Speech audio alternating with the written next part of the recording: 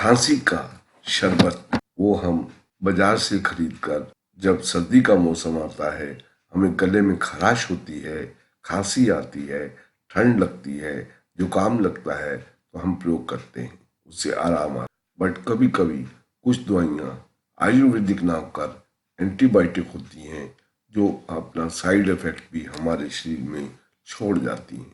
आज हम इस वीडियो के माध्यम से ये बताएंगे कि कफ सिरप भी हम घर में कैसे बना सकते हैं। बहुत आसान तरीका है। इसको बनाने के लिए घर में हमको सब चीजें बड़े आराम से प्राप्त हो जाती हैं। अब आप इस वीडियो के माध्यम से नोट कर लें कि इनमें क्या क्या चीजें पड़ती हैं। उसमें 4 या 5 लौंग, चुटकी भर सेंधा नमक, सौंठ हो जाए या ताजी अदरक, दालचीनी और 4 या 5 काली मिर्च के दाने, तुलसी के 10 से 15 पत्ते जो बड़े बड़े हों, इन सब को अच्छी तरह से पीस लें और 1 गिलास पानी में इनको धीमी आंच में पकने दें।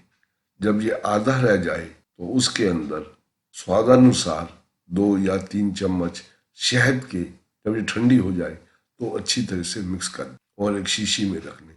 घंटे 2 घंटे बाद या दिन में 3-4 बार 1-1 चम्मच इस शरबत की पीते रहें। आपकी अंदर से जितनी कफ है वो चली जाए।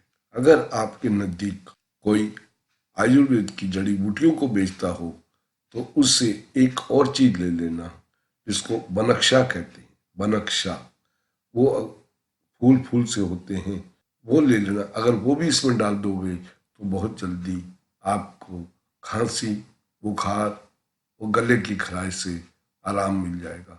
ये छोटी छोटी चीजें आप अपने घर में प्रयोग करने लगेंगे, एक तो सस्ती बनेंगी, शुद्ध बनेंगी और आप इनका बार बार प्रयोग करके अपने शरीर को, अपने परिवार को स्वस्थ रख सकते हैं।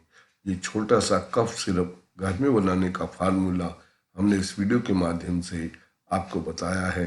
मैं आशा करता हूँ कि ये प्रयोग अगर आप करेंगे तो आप बहुत जल्दी प्रतिशोधक, ये दवाइयाँ हैं जो आपके शरीर को कई प्रकार की बीमारियों से बचा सकते। धन्यवाद।